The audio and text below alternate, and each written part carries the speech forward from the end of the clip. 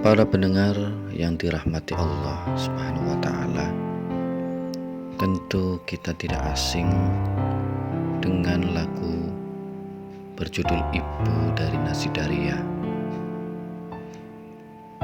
Pada lagu tersebut banyak lirik-lirik yang diutarakan tentang keutamaan ibu. Ibu menjadi sosok wanita yang sangat mulia, bahkan derajatnya lebih tinggi dibanding seorang ayah. Karena pada ibu terdapat lautan kasih sayang. Bahkan pada liriknya dikatakan doanya terkabul, keramat di dunia. Kutuknya kenyataan jangan coba durhaka. Surganya Tuhanmu di bawah kakinya. Ridhonya ibumu, ridho Tuhan jua. Sungguh-sungguh lirik yang sangat mendalam. Sosok ibu mendapat hak kemuliaan yang lebih besar daripada seorang ayah, seperti yang ditetapkan oleh Quran dan disebutkan berulang kali di berbagai surat. Di antaranya sebagaimana tercantum dalam surat Luqman ayat 14. Dan kami perintahkan kepada manusia berbuat baik kepada dua orang ibu bapaknya. Ibunya telah mengandungnya dalam keadaan lemah yang bertambah-tambah dan menyapinya dalam 2 tahun. Bersyukurlah kepadaku dan kepada 2 orang ibu bapakmu.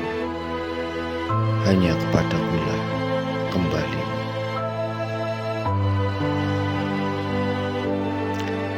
Menurut Arosi, seorang ibu mengalami 3 fase kepayahan, mulai dari fase kehamilan, kemudian melahirkan, lalu menyusui. Karena itu, ibu berhak mendapatkan kebaikan 3 kali lebih besar dibanding ayah.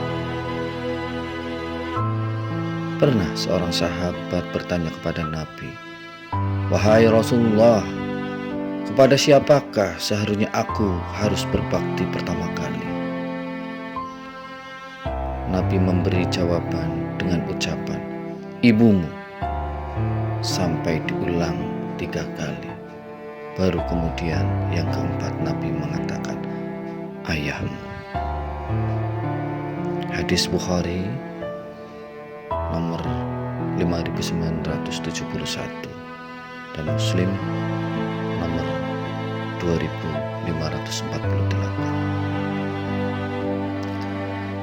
Imam Al-Qutubi menjelaskan, hadis tersebut menunjukkan kecintaan dan kasih sayang terhadap seorang ibu harus 3 kali lipat besarnya dibandingkan terhadap seorang ayah. Nabi Shallallahu Alaihi Wasallam menyebutkan kata ibu sebanyak 3 kali, sementara kata ayah hanya 1 kali. Hal itu karena kesulitan dalam menghadapi masa hamil, kesulitan dalam saat melahirkan, dan kesulitan ketika menyusui dan merawat anak hanya dialami oleh seorang ibu, tidak seorang ayah. Ketika bentuk kehormatan itu hanya dimiliki oleh seorang ibu, sementara seorang ayah tidak memiliki. Tafsir Al-Qutubi 239. Al-Quran menggunakan kata karena dari ibu memancarkan cahaya kesabaran dan kemuliaan pada hari kiamat nanti. Karena itu kita diperintahkan untuk memuliakannya di dunia dengan pemuliaan yang mutlak dan tanpa batas. Maka sebagai seorang anak, sudah semestinya menisbatkan dirinya kepada ibu yang melahirkan. Dalam hal ini, Nabi Isa alaihissalam bisa menjadi contoh bagaimana bersikap baik terhadap ibunya. Allah berfirman dalam surat Maryam 32, "Dan berbakti kepada ibuku, dan dia tidak menjadikan aku seorang yang sombong lagi celaka." Juga dalam Quran mengisahkan tentang bagaimana kemuliaan Maryam ibunda Isa. Allah berfirman, "Al-Masih putra Maryam itu hanyalah seorang rasul yang sesungguhnya telah berlalu sebelumnya beberapa rasul, dan ibunya seorang yang sangat benar. Kedua-duanya biasa memakan makanan." Perhatikan bagaimana kami menjelaskan kepada mereka, ahli kitab, tanda-tanda kekuasaan kami. Kemudian perhatikanlah bagaimana mereka berpaling dari memperhatikan ayat-ayat kami itu. Quran Surat Al-Maidah 75. Berbakti kepada ibu merupakan ibadah yang sangat agung. Dalam sebuah hadis dikisahkan Ibnu Umar pernah melihat seorang lelaki yang menggendong ibunya di pundaknya selama menjalani seluruh prosesi ibadah haji. Lelaki itu lalu bertanya kepada Ibnu Umar. Ia ingin mengetahui apakah perbuatannya itu sudah bisa membalas kebaikan dari seorang ibu.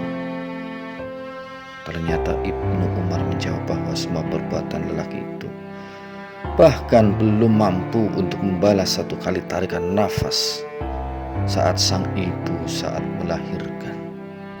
Hadis riwayat Abi Burdah. Kisah tersebut menunjukkan bahwa jasa seorang ibu tak bisa terbalaskan oleh seorang anak.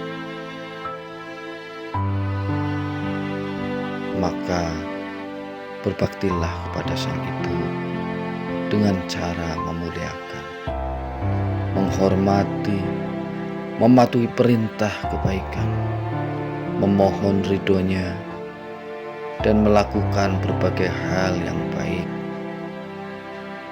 demi kebaikan seorang ibu. Demikianlah keutamaan dan kedudukan mulia Islam memberikan kepada sosok ibu. Marilah kita